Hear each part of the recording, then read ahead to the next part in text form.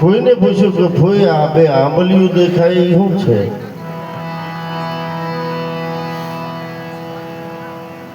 તો કે બાપ બેટા એ દેવીદાસ બાપુની જીજા છે.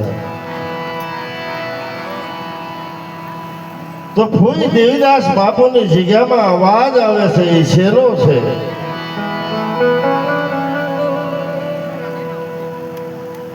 દીદી ફોઈ એટલું બધું અમલ જેને રક્તપિત્તનો રોગ થઈ ગયો હોય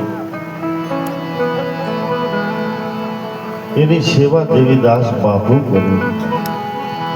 થોડીક વાર પેટી મૂકી દો ને, થોડીક વાર મજા આવે, થોડીક વાર. કારણ કે આજ આખી રાત હેલબેલ છું.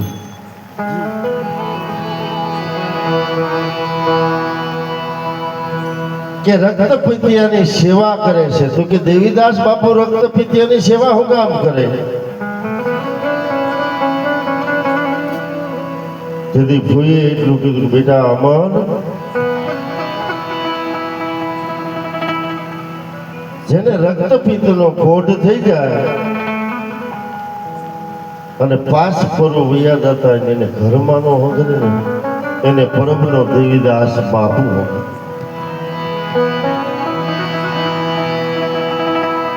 તેથી ગાડા ઉપરથી અમરમાં હેઠા ઉતરી ગયા અને પ્રભુની જગ્યામાં આવીને કીધું બાપુ મને ભજનનો રોગ થયો.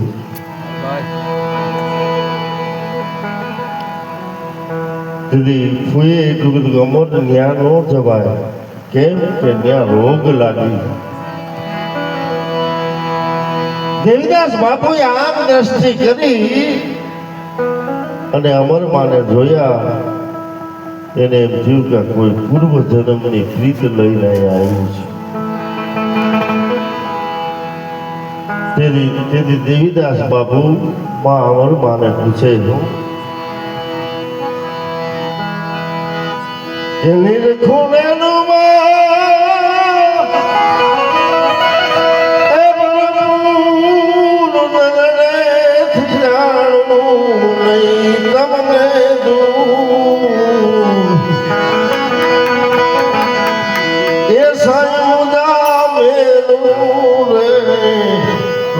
કરો તો ઓહો કરો તો હોલે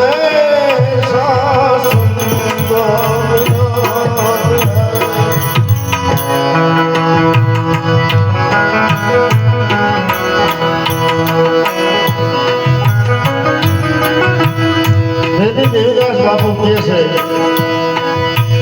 ફૂલદારી વાળી ખાવા ધણી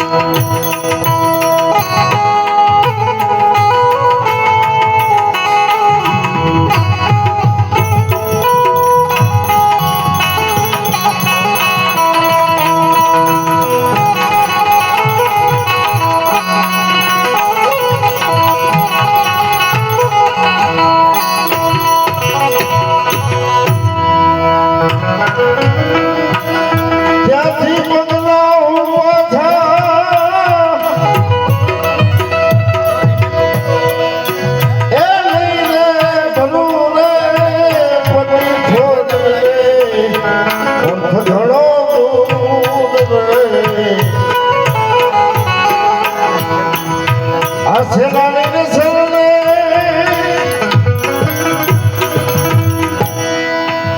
બોયાદાસ હમીરો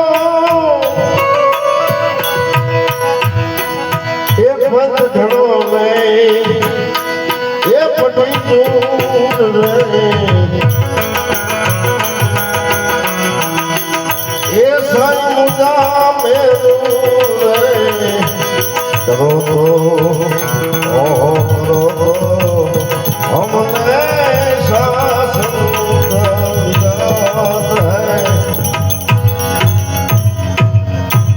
જ્યાંથી એમ કહેવાય છે અમરમાં એ પરબની જગ્યામાં સિદ્ધિ ગયા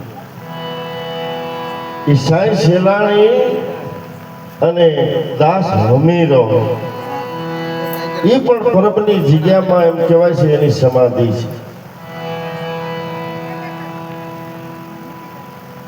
એટલે સંતોની સમાધિ હોય કે પરબની જગ્યા હોય કે સદાધારની હોય આપણી દેહાની જગ્યાઓ છે એ બધી કારણ કે એ પરંપરા છે પરબની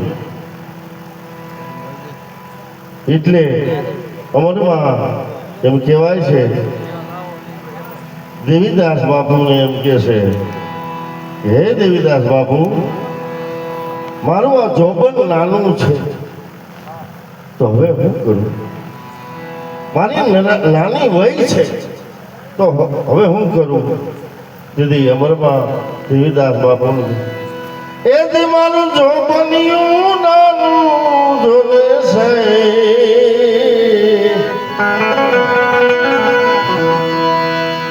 પરબના પીરને કોઈ એ સમજાવી ગયો ને કે બેટા તારું જોબનિયું હજી હાવ નાનું છે તો હવે હું કરીશ તેથી અમરમાં દેવીદાસ બાપુને કહે કે સયાજીની હારે મારી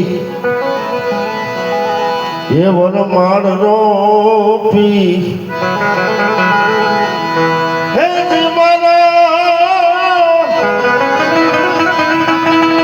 એ ઘડિયા લગન તમે લેજો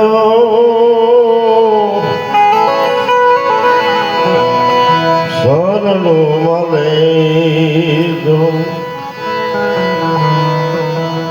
શરણો મળે જો